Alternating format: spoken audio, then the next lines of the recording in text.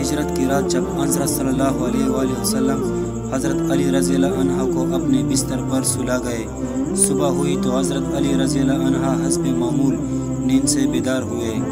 قریش نے قریب جا کر انہیں پہچانا، پوچھا محمد صلی اللہ علیہ وآلہ وسلم کہاں ہے؟ حضرت علی رضی اللہ عنہ نے جواب دیا، مجھے کیا خبر، میرا بہرہ تھا، تم لوگوں نے انہیں نکل جانے دیا اور وہ نکل گئے۔ قریش غصہ اور ندامت سے حضرت علی رضی اللہ عنہ پر برس پڑے، ان کو مارا اور خانہ کعبہ تک پکڑ لائے اور تھوڑی دیر تک جل سے بیجا میں رکھا، آخر چھوڑ دیا۔ اب وہ ابو بکر صدیق رضی اللہ عنہ کے گھر آئے، دروازہ کٹکھٹایا، آسمہ رضی اللہ عنہ بنت ابو بکر رضی اللہ عنہ باہر نکلی۔ ابو جہل نے پوچھا، لڑکی تیرا باپ کہاں ہے؟ وہ بولی، بخدا مجھے معلوم نہیں۔